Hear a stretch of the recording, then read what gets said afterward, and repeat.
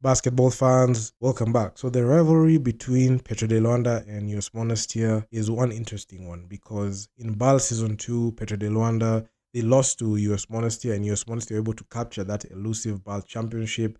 They tried it in the first inaugural season but lost to Zamalek, an Egyptian team. And US Monastir got that BAL Season 2 championship at the expense of a Petro de Luanda. And ever since then, their BAL conflict has continued, especially the way it spilled over to the Sahara Conference. They were able to give us some very, very good moments in there. And Petro de Luanda had their moment in this one because they were able to beat and eliminate the US Monastir team. And the final score was 95-84. So I never expected Petro de Luanda to go ahead and win because they looked so far removed from the contenders that they were last year.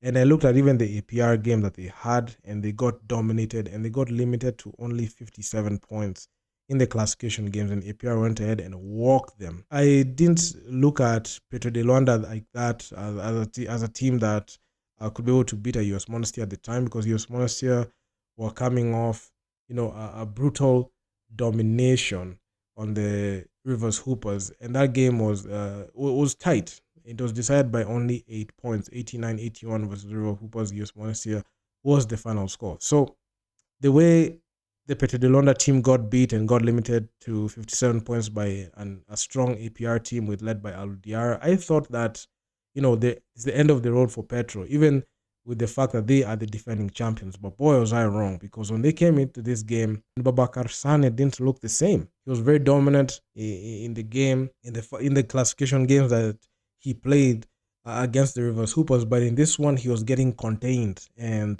there was no stopping the productivity of Petro de Luanda. And uh, Kendrick John Ray, he was the star of the evening. He dropped 20 points. Yannick Moreira 15, Patrick Garner 14, and Patrick Garner, he had 6 rebounds for the Petro de Luanda side. So Petro de Luanda were great. Chile Dandao, he had his quiet moments in there. He had 6 assists in this one, and I felt like the Petro de Luanda side are kind of underrated in this one, and they are coming in, even with them being the defending champions, they're coming in as the underdogs in there because in the Sahara Conference, the US Monastir led with a 4-2 record, and Petro de Luanda had a 3-3 record. So US Monastir were the clear favorites to go ahead and proceed. And I even gave US Monastir the nod because I felt like they had the star power, they had the ability, they had everything going on for them, especially coming off that huge classification win against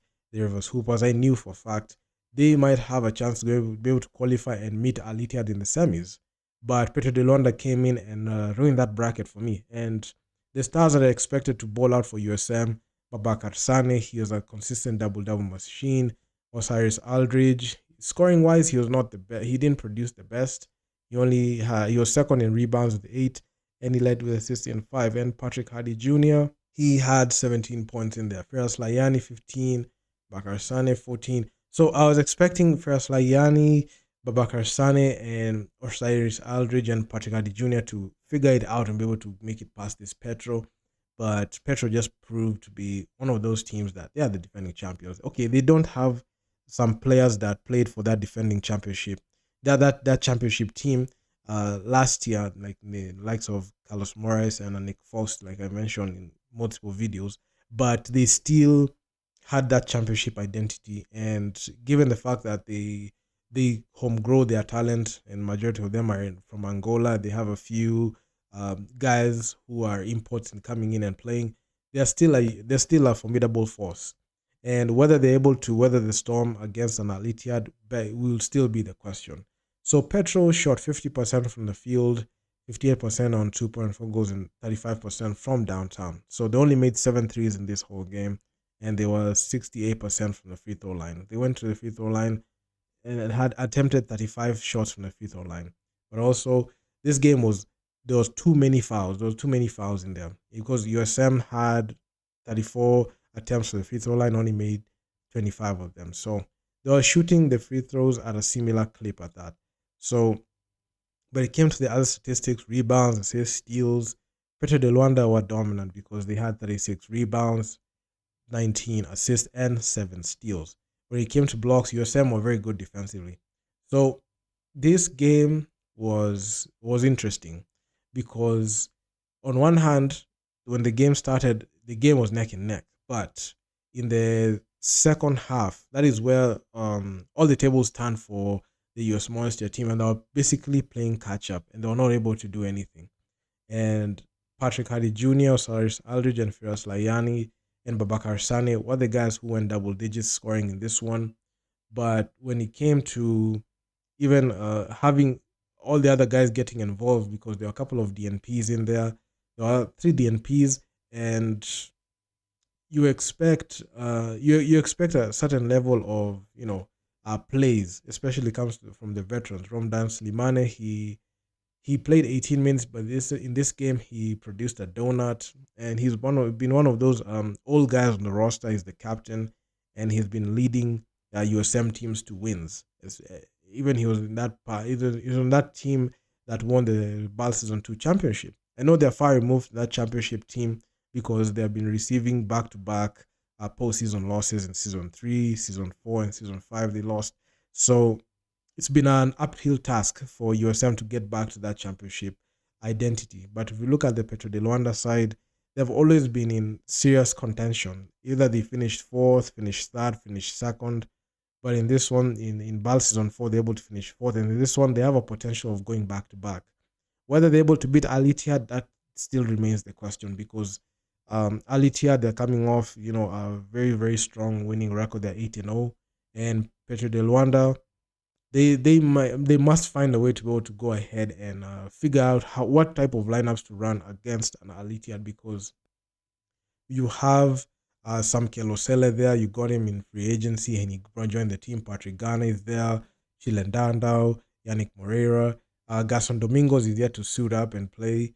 Eduardo Simao, he's not even playing. And Abubakar Gaku, those are the guys that you need so that they can be able to help this team win. And Abubakar Gaku has to figure it out, because in this one he produced a that game of 9 points, 2 of 4 shooting, 4 of 5 from the free throw line. So I expect more from this player, and I expect more from the Petro de Luanda side if they're going to go ahead and try to challenge for the title and go back to back. And going back to back is not as easy because they have to be perfect for the next 2 games. And given the fact that they have to go through Al Ittihad and either the winner of Al Tripoli and APR, that championship defense, I mean, it's going to take a lot. It's going to take a lot of it's going to take a lot of energy to be able to go ahead and regain that title again. So I'm excited because Petro de Luanda were able to prove me wrong in this one. I must say I'm eating crow on this one, and honestly, I feel bad that I counted them out. I mean, I was looking at the performance that they had against APR. It was not impressive at all. And I felt like maybe they might have just hit their championship ceiling. Maybe it was the only one and done for last year. And this season, they're not going to be able to make it. But they're able to lead. They're able to demolish USM. They're able to lead in rebounds, assists, steals, bench points. They're able to dominate in those key statistics. I mean, they really struggled with 17 turnovers in this one. And that was not an impressive start, because even with this... even with the US Monastir not being able to win this game, they're able to shoot at 70% on 2-point field goals. So majority of the inside shots they were getting in, and they were scoring it. And this performance from Petro goes to show you that what difference one game can have.